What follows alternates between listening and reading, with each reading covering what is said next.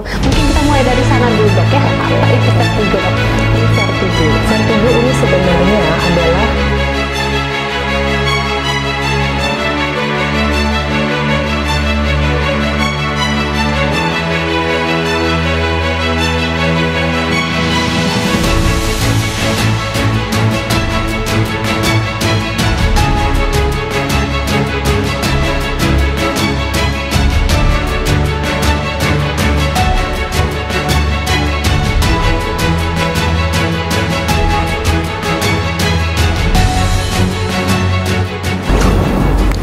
Assalamualaikum warahmatullahi wabarakatuh. Selamat siang, salam sejahtera untuk kita semua. Senang sekali bisa kembali menyapa sahabat sehat semua melalui podcast Sehat Bersama Rumah Sakit Dr. Akagani. Jadi hari ini bersama saya Dr. Safira Dwi Hidayani yang akan menjadi host. Tentunya saya tidak sendiri, saya bersama salah satu dokter spesialis yang ada di Rumah Sakit Akagani Palembang yang udah hadir di samping saya, Dr. Olivia Amanda, spesialis neurologi. Selamat siang dokter. Selamat siang Dokter Safira. Apa kabar Gimana? juga nih? Alhamdulillah dok, dokter gimana? Ya, Baik. Alhamdulillah baik juga. Baru selesai dari kegiatan pelayanan. Kita langsung podcast ya. Lumayan rame dok berarti ya foto ini ya, habis polinya hari lebaran ini ya. Oke, sebelum kita masuk ke topik yang akan kita bahas hari ini, akan lebih afdol dok kalau dokter perkenalkan diri terlebih dahulu dokter. Oke. Yang jelas di judul udah ada. Nama saya Dr. Olivia Amanda, spesialis neurologi di IFDN AIFUKA. Saya di sini sebagai dokter PNS yang bertugas di Poliklinik Neurologi di Rumah Sakit Tingkat 2 Akagani. Saya sudah bertugas di sini lumayan lama ya Dokter Safira, dari 2009 akhir. Jadi mungkin aktifnya itu 2010. Jadi udah hampir 2010 ini 2025 berarti 15 tahun ya? Ya lumayan sudah lama, alhamdulillah. Alhamdulillah. Udah akrab banget dok ya berarti sama rumah sakit ini dok ya? Oh iya tentu saja. Baik, apa kita langsung masuk ke topik aja kali ya dok ya? Oh iya, mungkin boleh. kita kali ini ngebahas tuh pusing 7 keliling. Apa itu vertigo?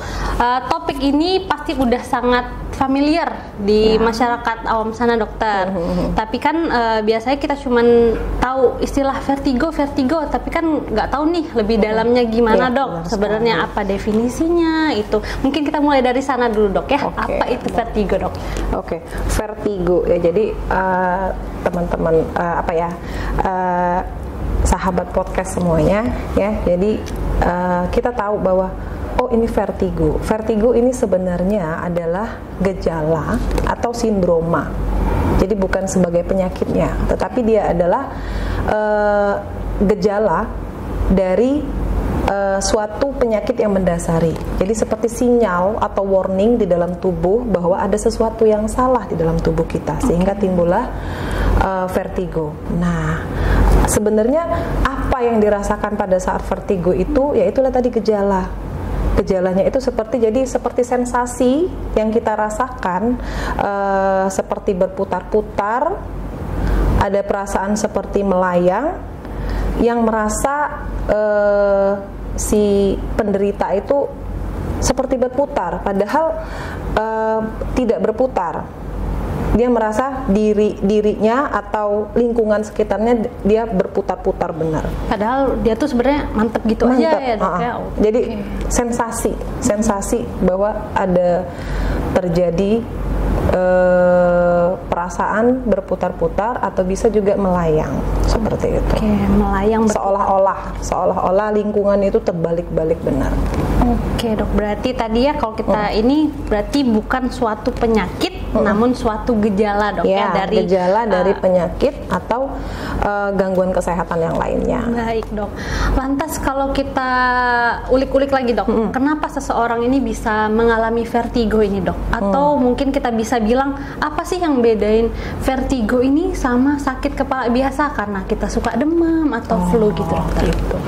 Oh ya, jadi kalau vertigo dan nyeri kepala, nah bedanya ini ada bedanya memang, tetapi ada juga yang berbarengan, vertigo dan nyeri kepala. Tetapi yang sering dokter temui di lapangan itu sering-sering sedikit pasien bilang, pusing dok, pusing. Nah, kalau di luar negeri itu lebih jelas, mereka tahu rasa pusing, nyeri kepala, sensasi yang rasa itu mereka bisa lebih ini. Tapi kalau kita, pasien sering menyebabkan pusing, nah kita deskripsikan lagi, pusingnya apa yang dirasakan, apakah terjadi tadi ya sensasi berputar atau melayang, atau memang ada rasa nyeri berdenyut, cekot-cekot, atau seperti hanya berat saja seperti di tusuk-tusuk. Nah, kita harus mendeskripsikan lagi ya untuk kita menanyakan pada pasien itu. Jadi kita lebih tahu. Karena di gejala yang vertigo ini itu bisa berbarengan dengan yang namanya nyeri kepala juga. Salah satu contohnya migrain. Jadi ada vertigo yang associated with migraine. Jadi ada sensasi pusing, melayang atau berputarnya, ada juga rasa nyerinya juga seperti kayak ditekan, berdenyut seperti berbarengan itu. Bisa juga ya dok ya, seperti ya, itu. Dok, ya. Oke, kemudian kalau tadi beberapa gejala udah dokter sebutin, apa ada gejala lain dok dari vertigo ini dok? Oh iya, sebenarnya gejala lain sebenarnya banyak, seperti yang definisi yang tadi, sensasi rasa berputar pada diri atau lingkungan yang seolah-olah berputar, itu sebenarnya bukan hanya gejala, bukan penyakitnya. Jadi kita lihat dulu gejala yang lain apa, sehingga kita ini sepertinya ke arah sentral. Ada juga yang ke arah perifer, vertigo perifer, vertigo sentral. Apa dok itu dok? Kok kita nggak tahu ya orang awam? Oke, kita definisikan seperti ini. Bayangin gini. Jadi kalau ada gejalanya penyerta lain nih, misalnya mata tiba-tiba, jadi ada vertigo tadi secara tiba-tiba sedang beraktivitas, tiba-tiba baru pertama kali, bukan sudah berulang ya. Nanti kita bedakan lagi. Baru pertama kali, kemudian disertai dengan tiba-tiba mata tuh kayak agak berkunang atau malah gelap tiba-tiba, terus ada kelemahan juga, ada muntah tapi tidak sering, muntahnya mungkin 1 kali atau hanya mual aja sedikit, kemudian khas yang lain misalnya ada bicaranya agak sedikit cedal. Nah, itu kita curiga ke arah sentral. Sentral itu artinya di dalam otak penyebabnya. Bisa jadi itu adalah gejala vertigo yang disebabkan karena stroke. Nah, yang hal seperti ini perlu kita langsung cepat periksakan, bisa langsung ke UGD kita, karena kita di sini juga sudah ada alat CT scan-nya, jadi cepat bisa tahu penyebabnya apa. Beda lagi nanti dengan vertigo yang jenis lain, perifer yang dokter sebut tadi itu, artinya dia di luar otak penyebabnya. Di luar otak misalnya ada gejala muntahnya lebih banyak, lebih sering 7 kali sampai 10 kali, durasinya dari 2 jam sampai seharian, nggak berkurang, dipengaruhi oleh posisi kepala dan leher, posisi tubuh, lebih nyaman pada saat pasien menutup mata atau benar-benar berbaring. Berbaring pun memilih, ada yang enak terlentang, ada enak yang miring. Kemudian muntah, kemudian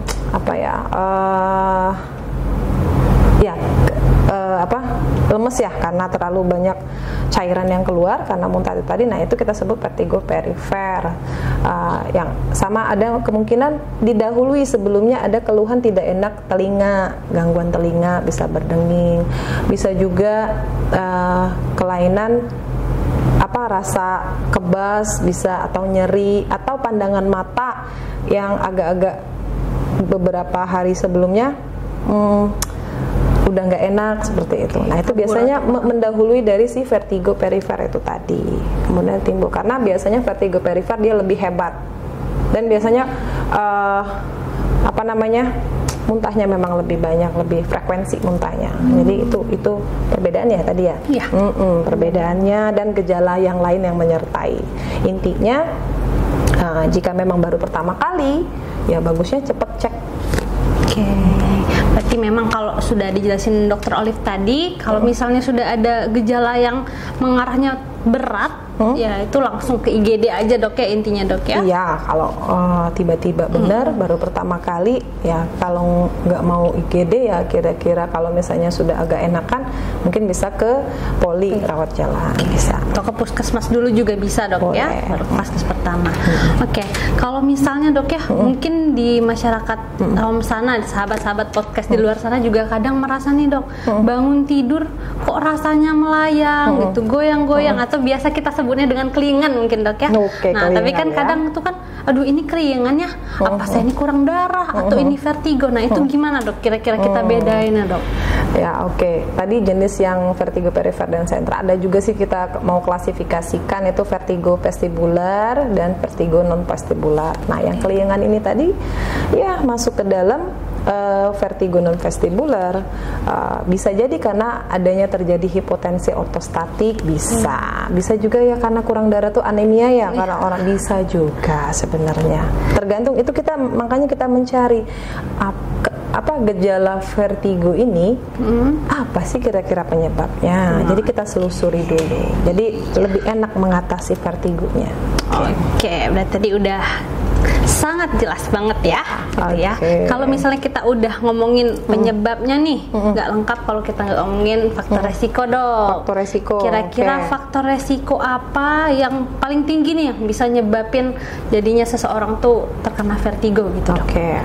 Jadi kembali lagi ya, vertigo itu bahwa sebenarnya kan dia gangguan keseimbangan yang kata dokter tadi, perasaan sensasi berputar itu tadi. Sebenarnya di dalam tubuh kita ini kan ya kita ada panca indera ya, terutama sistem keseimbangan. Sistem keseimbangan inilah yang jika terganggu akan mengalami gejala vertigo tadi. Sistem keseimbangan ini itu ada, bisa pertama dari visual mata, bisa dari vestibular ya, telinga, bisa juga dari somatosensori gitu. Jadi apa namanya tadi dok? Faktor resiko dok, faktor resiko. Paling tinggi kira-kira. Faktor resiko yang paling tinggi, jadi faktor resiko yang paling tinggi yaitu memang lebih banyak terjadi pada usia-usia yang sudah banyak memiliki faktor resiko penyakit yang lain, misalnya hipertensi, diabetes, penyakit penyerta ya dok, dok ya? Sudah ada stroke sebelumnya, seperti itu yang lebih tinggi sih, lebih banyak ke memang usia-usia yang lansia ya sih, tapi bisa juga terjadi pada usia muda vertigo ini. Sama tadi kan yang kalau vertigo sentral tuh bisa karena stroke ya. Sentral yang lain dari otak itu salah satunya ada tumor, vestibular schwannoma itu bisa terjadi pada usia yang lebih muda ya. Jadi biasanya awalnya itu memang gangguan kurang pendengaran, dari telinga juga bisa. Itu ada pemeriksaan, bisa diawali dengan CT scan yang kita bisa lakukan di sini, seperti itu. Jadi jangan berpikir hanya stroke aja atau ini, cuman makanya tetap kita selusuri benar gejala-gejala yang lain gitu. Sama nyeri kepala tadi, jadi kita mau bedain, oh ini karena karena apa, tumor atau hanya karena migrain saja gitu. Biasanya kalau karena tumor pasti ada nyeri kepala yang makin lama makin memberat. Kalau migrain dia bersifat episodik, muncul agak lama terus timbul lagi, seperti itu. Terus ada gejala lain, misalnya ada kelemahan, kelumpuhan, atau tadi mata kabur kan ya, mata gelap ya, bisa karena tumor itu tadi juga bisa. Oke, kalau misalnya seberapa penting nih vertigo ini harus diperiksakan ke dokter nih? Menurut dokter tuh gimana dok? Karena kan kalau misalnya sudah dokter sebutin tadi rata-rata kalau misalnya vertigo sentral ya dok ya, itu kan berarti udah ada penyerta lainnya. Itu kan memang harus nih, wajib nih langsung berobat nih dok. Tapi kalau misalnya yang keluhan tuh baru terus hilang timbul, kira-kira yang kayak mana dok? Apa cukup beli obat-obat di luar aja atau langsung nih harus nih gitu dok? Nah, kayaknya langsung deh. Langsung ya dok ya, berarti ya dok pertama kali ya, belum pernah ada ininya. Apalagi dia kaget, terutama vertigo yang perifer tadi, yang muntahnya banyak sekali, yang nggak tahan kayak gitu. Karena orang-orang yang biasanya mengalami vertigo yang hebat itu tadi biasanya panik ada, panik memicu, aduh gimana nih? Nah sebenarnya ya itu nanti ada tipsnya lagi sih. Ada kiat-kiatnya dok iya, ya. Benar sekali. Nah, kalau misalnya dok nih, kalau tadi dokter bilang panik, aduh, kalau enak kalau lagi ada orang bisa ask for help nih, tolong nih bawa aku ke rumah sakit. Nah, tapi kalau sendiri nih dok, kira-kira gimana dok ya? Apa yang harus kita lakuin dulu nih kalau lagi serangan tuh dok? Serangan ya. Oke, ini serangan baik yang pertama kali, baik yang sudah pernah mengalami riwayat gejala vertigo sebelumnya. Yang jelas cari posisi yang aman, itu pertama penting. Cari posisi yang aman, kalaupun tidak sedang berkendaraan, carilah posisi yang aman, singkirkan barang-barang yang membahayakan tubuh, karena pasti kadang bisa jatuh ya, maksudnya bisa limbung jatuh karena tiba-tiba. Nah, kemudian yang kedua, carilah posisi tubuh yang nyaman. Jika dia lebih nyaman untuk berbaring, mau tutup mata, mau ini cari atau tetap terbuka matanya, boleh. Kemudian jangan panik, karena ya itu tadi, semakin panik, semakin stres mikirin ini kok nggak hilang-hilang, muntahnya masih mual terus, muntah berkurang, mualnya masih, terus pusingnya tuh kok masih nih, keliengan ya, karena keliengan atau dizziness itu ya satu keluarga lah sebenarnya dengan vertigo ya, sama lah itu. Jadi pokoknya jangan panik, karena sistem kita stres atau rasa panik itu juga berkaitan dengan si sistem keseimbangan ini, otomatis vertigonya bertambah, makin parah gitu. Benar sekali ya. Jadi cari posisi yang aman. Terus kemudian yang keempat, tadi udah 3 ya. Yang keempat, pada saat memang belum ada orang, tadi posisi dari badan itu jangan terlalu, perubahan geraknya jangan terlalu cepat-cepat, karena baru serangan pasti dia masih sangat butuh beradaptasi, apalagi yang belum pernah sama sekali. Jadi posisi tubuh pada saat mau noleh pun, mau pas duduk pun, nah itu pasti sangat mempengaruhi ya, terutama untuk vertigo perifernya. Kemudian apa lagi ya, berarti kalau ada zaman sekarang ada HP, tinggal telepon, nah tolong dong kayak gitu, antarin saya ke dokter kayak gitu. Bisa juga kalau memang ya, ini satu lagi ya, kalau memang ada di rumah ya, tapi di rumah ini kalau nggak ada susah juga nih. Kalau ada Antimo, sebut merek ya, tapi nggak apa-apa ya. Jadi itu pertolongan pertama. Mengurangi banget dok ya, itu dok ya. Kalau memang belum berkurang ya memang harus cepat segera ke dokter, itu aja kayaknya. Iya, oke, sangat jelas, banyak tips-tipsnya nih. Oke, kalau misalnya dok, kan sering nih bilangnya kan tadi dok secara tiba-tiba dok ya, kan kalau nyeri kepala oke lah nih, misal dia nih udah sering hilang timbul, tapi kalau misalnya yang tiba-tiba nih dok ya, kenapa dok itu tuh bisa terjadi serangan vertigo itu secara tiba-tiba dok? Sebenarnya kalau disebut tiba-tiba benar ya tergantung tadi si jenisnya itu tadi. Kalau sentral pasti memang tiba-tiba karena pengaruh dari stroke kayak gitu. Tapi sebenarnya dia tiba-tiba sebenarnya gradual ya, perlahan-lahan. Maksud dokter begini, pada pasien yang mengalami anxiety, cemasan, kelelahan, mengalami masalah nyeri ya, nyeri juga bisa mempengaruhi nyeri di leher, pundak, pinggang, terus ada rasa kebas atau baal, kebas, kesemutan, kram ya gitu bahasanya ya. Nah itu bisa memang menjadi faktor yang mendasari atau resiko timbullah gejala vertigo itu tadi. Jadi seolah-olah seperti tiba-tiba, padahal sebenarnya tidak. Mungkin sudah ada sensasi sedikit, goyang dikit. Nah, kayak gitu. Kan kebanyakan mungkin di luar sana tuh nggak terlalu dirasa-rasa lah dok ya. Benar.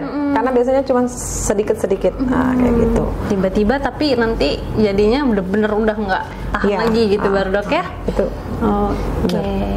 Baik dok, mungkin kita tambah lagi nih dok pertanyaan. Kalau misalnya untuk latihan nih dok sendiri untuk mengurangi nih dok, ngurangin vertigo kambuh gimana nih dok? Oke, untuk latihan tadi ya, yang pertama tadi kan yang dokter bilang tadi harus pelan-pelan, tidak boleh terlalu buru-buru dalam perubahan posisi. Nah itu tadi jika memang baru pertama kali atau sudah berapa kali tidak ada perubahan, nah itulah pentingnya dicek ke dokter neurologi atau saraf. Kenapa kita pengen tahu nih, kalau memang ini jenisnya memang perifer akibat gangguan keseimbangan di vestibular, itu ada terapinya. Terapi yang kita sebut ini lumayan canggih namanya. Ada yang namanya Brenderov, ada yang namanya E-play, ada Simon maneuver. Bagaimana terapi latihan tersebut? Ya pasti kita sebagai dokter neurologi mengajarkan terlebih dahulu kepada pasien. Karena salah satu contohnya misalnya nih, jadi gangguan vestibular ini terjadi, dia jenisnya ada di kanal mana? Kanal tuh saluran telinganya, apa di posterior, apa yang di mananya ya. Jadi terapi ini beda-beda untuk penyebab si vertigo perifer ini sendiri. Misalnya nih saya ambil contohnya kalau terapi Brenderov. Brenderov ini pada BPPV, jadi dokter akan mengajarkan, jadi memang agak susah, memang harus kita praktekkan kepada pasien. Biasanya saya praktekkan pada pasien simple karena bisa dilakukan di rumah, karena terapi rehabilitatif yang seperti ini dilakukan selama 2 minggu, selama 3 kali dalam sehari, dilakukan sebanyak 20 siklus. Nah, bisa, memang dia permulaannya tuh memang harus ada di tempat tidur, di pinggir tempat tidur. Nah, mungkin nanti ya harus diajarkan, dicontohkan dulu biar lebih paham. Jadi banyak sekali memang terapi atau manuver-manuver latihan agar vertigonya tidak sering kambuh. Artinya sih sebenarnya vertigo bisa sembuh juga sih. Bisa ya dok ya, intinya ya dok ya. Makanya berarti memang harus datang ke dokter, nggak bisa kita obat-obatin sendiri aja dok ya. Itu ya mungkin ya kayak sekalian tips-tips kali dok ya, itu dok ya. Kita udah lama juga ini berbincang-bincang, informasi udah sangat lengkap ya. Terima kasih juga dokter Olive untuk meluangkan waktunya hari ini dokter, dengan jadwal yang padat ini dok, banyak pasien, banyak pemeriksaan juga pasti dok. Informasi sama ilmunya juga terima kasih dok. Udah menarik sekali dok topik hari ini. Baik, kalau misalnya nih di luar sana ada yang punya gejala-gejala yang seperti dokter Olive sebutin tadi, boleh langsung datang ke rumah sakit kita nih, bisa ke IGD maupun ke poliklinik saraf ya dok ya, berarti dok ya. Mau jumpa langsung sama dokter Olive, penasaran nih mau tanya-tanya, boleh langsung dok. Kalau untuk jadwal poli gimana dok, boleh di-share dokter? Jadwal poli saya di rumah sakit tingkat 2 Dr. Akagani itu di hari Senin, Rabu, Kamis, dan Jumat pagi. Untuk jamnya dok, jam berapa dok? Jamnya full timer, jamnya dari pagi sampai sore ya, dari jam mulai start jam 8 sampai jam ya seperti sekarang. Jam 16.00.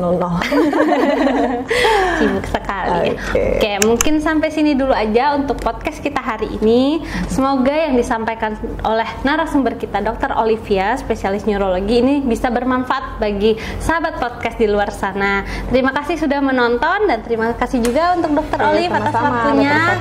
Kami izin pamit, sampai bertemu lagi di podcast Sehat Bersama Rumah Sakit Dr. Tingkat 2 Akagani Palembang dengan topik-topik yang sangat menarik lainnya. Wassalamualaikum warahmatullahi wabarakatuh.